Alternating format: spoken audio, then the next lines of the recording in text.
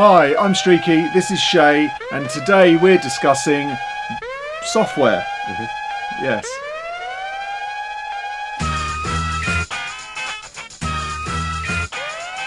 So what software to use, why do people use certain software, and why is there different software for different applications? So I would say, first of all, you're probably better talking about this because you do recording, mixing and mastering. Recording, mixing and mixing. Well, yeah, I mean, there's different softwares for different things. Yeah. From your point of view, Sadie for mastering. Which Well, there's loads of different ones. There's Sadie, Pyramix, Sonic, Sequoia. And all these things are probably things that someone who doesn't do mastering's never heard of. But in a professional sense, Sadie is probably the main one. Sadie or Pyramix. I think a lot of Americans use Pyramix. Everyone used to use Sonic Solutions, and Sonic Solutions used to be fantastic. It had a real good sound to it, a real finished sound, which was great. But the problem is, every time you used it, it crashed.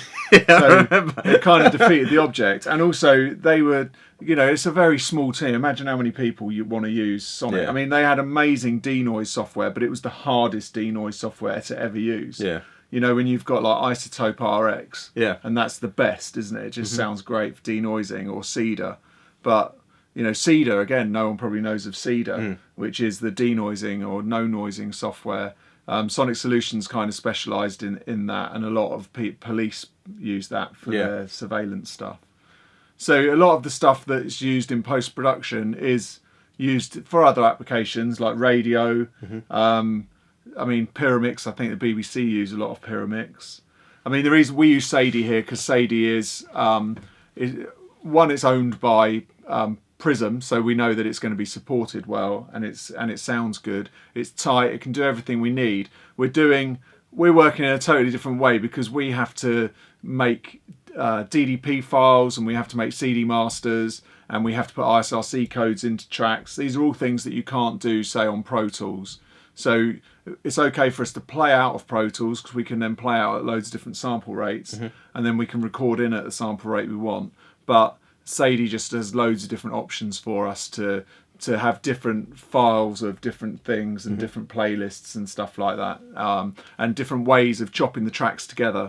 So really, with mastering software, it's about, because you can sequence things and you can then change levels and things inside the sequence. And put albums together within. And put PQ points in at the right place. So there's a lot of stuff it does that you wouldn't necessarily need for like Pro Tools. But I've always thought it's weird that Pro Tools just don't add those things. Yeah, I mean, because they're such a big company. Yeah, I mean, it still can be used as capture for. I've used mastering. it before for capture. Yeah, but it doesn't have the full. But you don't have functionality. the facilities of making CD masters and stuff. But I'd say Pro Tools is kind of the only software that is used from start point. I mean, from producing and like sound design point all the way up to mastering.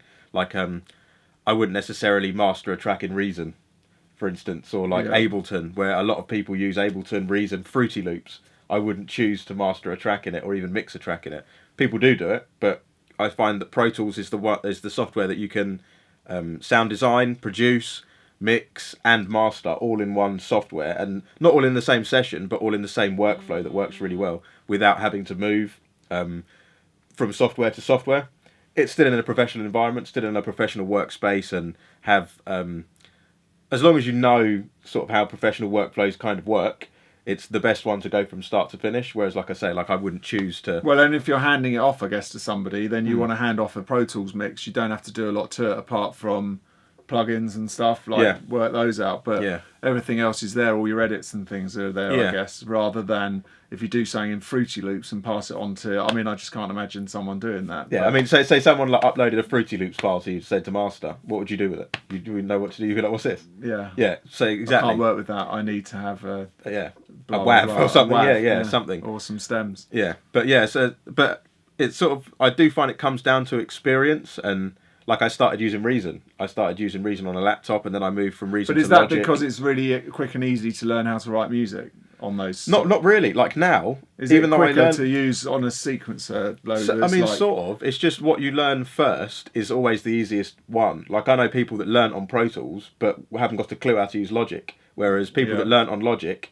hate Pro Tools just for the fact that they learnt on that software. And they're quicker on it. Yeah, but going up from starting on something like Reason and then moving to Logic and then after that moving to Pro Tools, because I knew I'd be finishing in Pro Tools anyway, so I might as well just stay in that kind of software and know that workflow, have only those shortcuts in my head. Because at the minute, like teaching like Ableton and Logic and Pro Tools, I have 101 different key commands in my mind for the same thing. Yeah.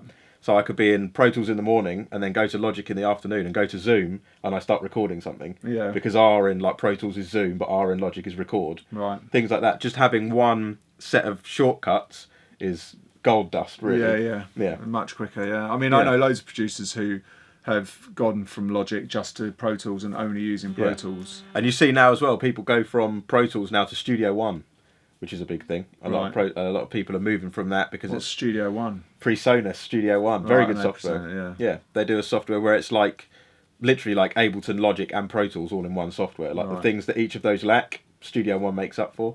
And I'd love to use it, but I just haven't got the time. Like I haven't got the time to learn a new software again. Like it's hard enough teaching 3. Well, yeah, I mean, you know, when I first came here a few years ago, then learning Sadie again, from knowing Pro Tools, and knowing Sonic Solutions, it's like I still don't know how to use most of it.